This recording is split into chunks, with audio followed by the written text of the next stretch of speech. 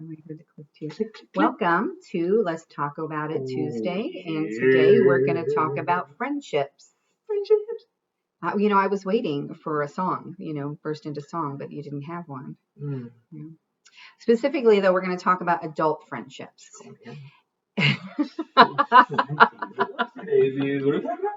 I ran across a video on my social feed that was about the fact that adults have a harder time making friends. And they showed children walking up to random people, asking awkward questions, sometimes too personal questions, laughing and making friends.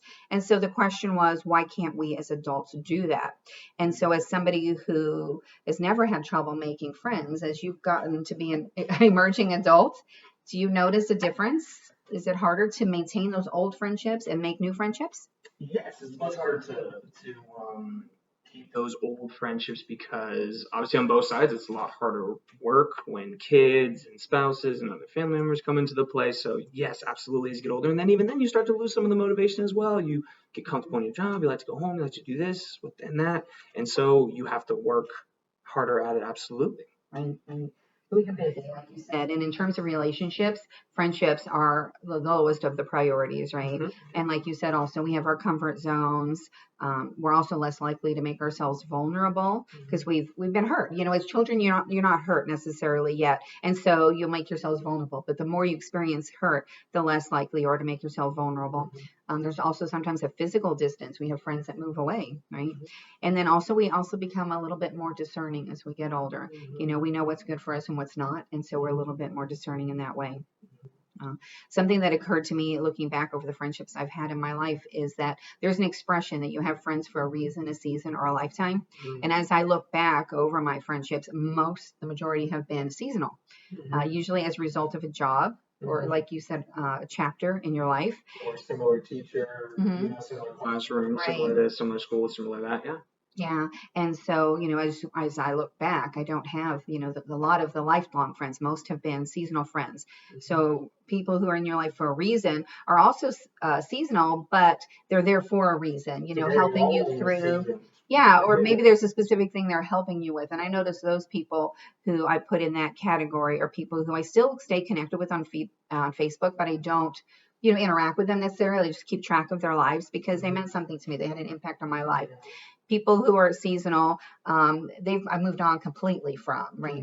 And then my lifetime friends don't even need to be on Facebook. I still connect with them in other kinds of ways. And when I do, I feel like no time has elapsed between us. We immediately pick up where we left off.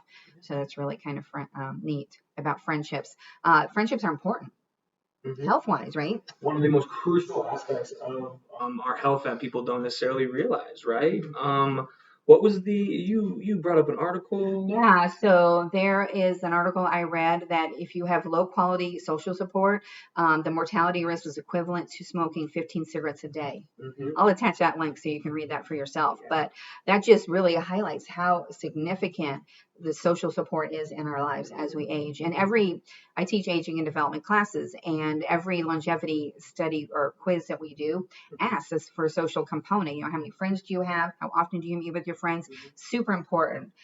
Friends can boost your immune system. They can help with prognosis of your chronic health conditions, lowers your blood pressure, decreases risk of mental health disorders. And life satisfaction is strongly related to the quality and quantity of our friends. Yeah. And they serve as a buffer against changes in relationships, changing in status, job losses, job change, moves. Neuroimaging shows us that the brain actually processes threatening situations differently if we go through them alone or with a friend. So friends can literally change how your brain functions. Yeah, so this is the reframing part, right? It is dangerous to your health to avoid something that is in so much more control than you think. Yeah. By sending those invites, even if they're saying, continuing to do it with consistency and other things like that. Because once again, it is, because you can't see all these symptoms, right? It's not like you get this, and this, but it's a slow deterioration. Yeah. And it's dangerous in the long term. So if there are those friends that you've been like, oh, I want to reach back out to, definitely do that. But then also, don't go back to the ones that were seasonal. Right? Don't go back to the ones that had their time and other things like that. But you'll once you start wrapping your head around the danger part, you'll start kind of, I need to get my butt in gear. Right. Now, I'm an introvert. Would you consider yourself an introvert or an extrovert? I think you're tricky. I would say probably an extrovert though. Yeah, I would say, but I also see introvert moments in you. But you've never had trouble making friends, right? I don't think. It's almost a little I know it's a little almost torturous for me to make friends. Like if I have a social like date set up, I'm nervous, I'm anxious about it until it actually happens. So but usually afterwards I'm quite happy that we got together.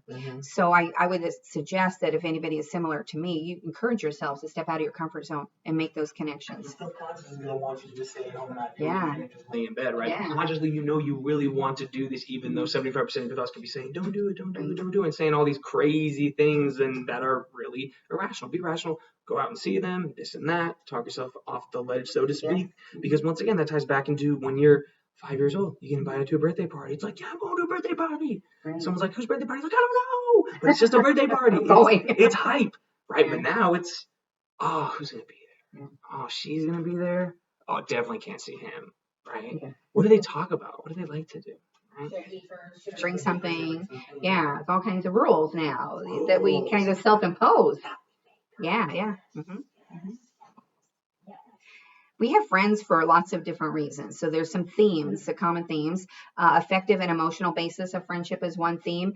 Those are friends who we self-disclose to, we're intimate with, we are more affectionate with, we support. It's based on trust, loyalty, and commitments.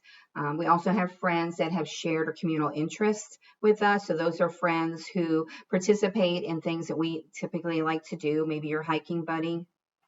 And then we have people who kind of, at least for me, push us out of my social and compatibility comfort zone, and they're fun. Those I go out with to keep me entertained and to have just to let my hair down and relax and enjoy. So, I mean, it's absolutely great if you can get a friend who fills all those needs for you. But sometimes we have some friends that fill some needs and then others who fill others. So don't be upset if so-and-so Susie talks a lot, gets the invite, and you do not. Oliver's making. This is Oliver. Oliver's making his first appearance. This is insanity. And he's like, dude, screw that noise. But I think, too, you need to think about why you have certain friends. And if you're going to do something with them, think about that level of friendship. Because if I have a friend who I can talk and have those deep conversations with, I'm going to pick a place where we have some privacy. If I have a friend that I hang out with just, because we have a shared interest, do that with them. I think that will take some stress off. Because I think one thing that I worry about is I'm going to go to dinner with somebody and I won't have anything to say. Yeah. Like I don't want that awkward conversation, so I don't want to go at all because I don't want there to be any awkwardness. What's an easy way to counteract that?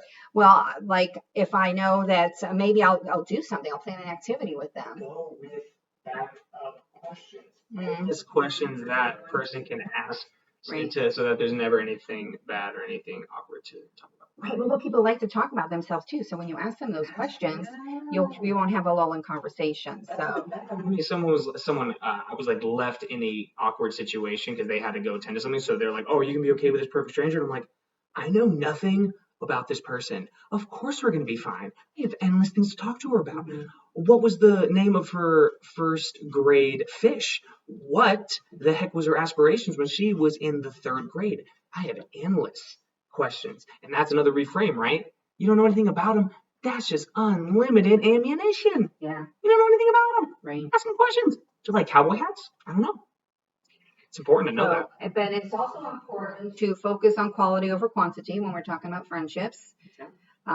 Also, as an adult, write out those transitions with your friends. They might be going through something, and they may not have the time for you right now, but you let them know you're there for them, and just try to give them what they need at that moment. Breakups, financial situations, moving, parties. There's so many things. So don't just kind of look at it from your perspective. Always look at it from their perspective and what the heck are they doing? Because once again, there's so much more at play. Yeah, and expect and embrace false starts. So sometimes you might befriend somebody and it just doesn't work out, but that just helps you refine your search for the next person. It improves your ability to decide exactly what you want in people. Same Right. thing when you date someone that you don't necessarily like. That's perfect. Now I absolutely know what I do and do not want. Right. Focus on follow up. Take advantage of momentum. So when you're with somebody, schedule that next outing, right? Or have a standing date. Why Yeah. Wednesday? Tuesday. I need to stop drinking apparently. Something else. Salsa Sunday. Salsa Sunday. I like that one. Tell your friends about this. So to have a good friend, you need to be a good friend, right? So what you should do is be forgiving, be reliable, be the friend you want to be. And here's one that I think a lot of us struggle with is don't be jealous. You know, we see just a slice of people's lives on social media, and sometimes our immediate reaction is negative, right? But they're our friend. What you need to do is you need to change that negative emotion to positive change. What jealousy is just a reflection of your own insecurities and your insufficient sense of self-worth. And so you should do some self-examination and think about how you can change that reaction to build a life for things that you long for instead. And we've got some ways to do that. So you can practice self-compassion. You know, maybe you're just being too hard on yourself. A lot of us are a bit hard. Likely you're being way too hard on yourself. Right. Use envy as motivation. So let it drive you. Let it help you move yourself further. Interrupt envy with gratitude. So sometimes we don't do that. We're not very grateful for what we have. We're always looking for what other people have, right? But there's other people who have less. So you need to keep that in mind. Use envy as an opportunity for connection. Sometimes we just need to share with people how we're feeling, you know, or maybe find out something else is going on in our life, because oftentimes we only share the good, right? But there's other things going on in people's lives sometimes. Create boundaries. So if you are on social media and you are seeing nothing but the same thing over and over again, and you're thinking that person's a little extra and you're a little over them, maybe it's time for you to set a boundary and get off social media. Call them, you know, instead of just looking at what they're posting. And then I think we talked about this a little bit already, is shift your perspective a little bit. Perspective. There is two sides to every coin. Okay, and like I said, down to the very last decimal point you can go to, at least I've learned from this, I can apply it within myself to become a better human being. There's always that positive, right? Once again, I see that she has this. I know that it's possible. I'm going to try to pursue that. Or focusing on her strengths, let that remind me of what my strengths are, right? Try to have these automatic conscious things to switch, because once again, right off the bat, it's easy to get envious and jealous and fall into that brain negativity bias that we talk about so often. Yeah. I'll see a picture of like somebody with really nice abs. And I'm like, I want those abs. And then you can say to yourself, like, oh, I'm glad I can see mine more than I did yesterday. And that's the only thing that matters, is being better than the person that you were yesterday. So jealousy is a hot button for me, but negativity is a hot button for you. And that's one of the strategies is don't be negative. Just if you keep attacking it, eventually you're going to get to a point that, like I said, at the very least, we have learned opportunity for growth. I'm going to positively move this forward. But you very rarely do have to break it down that far. More often than not, there's a nice middle ground. It takes a couple seconds. Maybe it takes a little bit longer, but ultimately, the more that you dig, the more that you find. Oh, good. Shoot that phone. Good. Share feelings, have deep discussions. That's another strategy for being a good friend, and also being independent. So we can't. Yeah, I knew there was a song coming somewhere today. It's important that we remember that we're not going to get every invite, right? They have lives, we have lives, and it's okay for them to do something without you. Yeah. Different reasons. Those things can change in the day. Sometimes combinations make them so that you're not necessarily part of them. Once again, not necessarily a reflection on you, more of a reflection on where they are. And that reflection doesn't have to be a negative one. It could be some of these other things, and say, how can I get myself invited to the next one? Maybe I just need to text that person in general more often. Right. Or that could be a simple thing, right? It's all of a sudden it's like, so oh, they didn't invite me. And no, an easy thing is just start texting them like, hey, good morning. Yeah. Hey, good morning. And they're gonna think about you a lot more, right? But we get so stuck in just the feel bad. Now that's how we simply, opportunity for growth. Boom, done. Yeah. So it's being a good friend. There's also some things you should do to be a great friend, and one of them is to be real. Right? Never gets old. You scared all over. Be honest. Take an interest. Be a good listener. Make time. Keep secrets. Be loyal. Be willing to work through conflicts and be protective of your friends. So that's strategies for being a great friend. Well, let's see. So to wrap up, really, one thing we'd like you to do, or we encourage you to do, is surround yourself with people who are inspired or inspire you, who motivate you.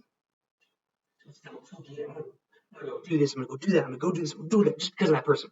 Open-minded.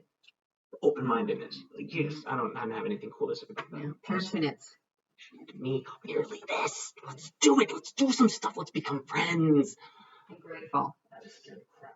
Grateful that I didn't scare some of you, even though I scared probably most of you. So I think just spend the week maybe pushing yourself outside of your comfort zone, making some friends, reigniting with some old friends, and thinking about what your responsibilities are in the friendship as well, right?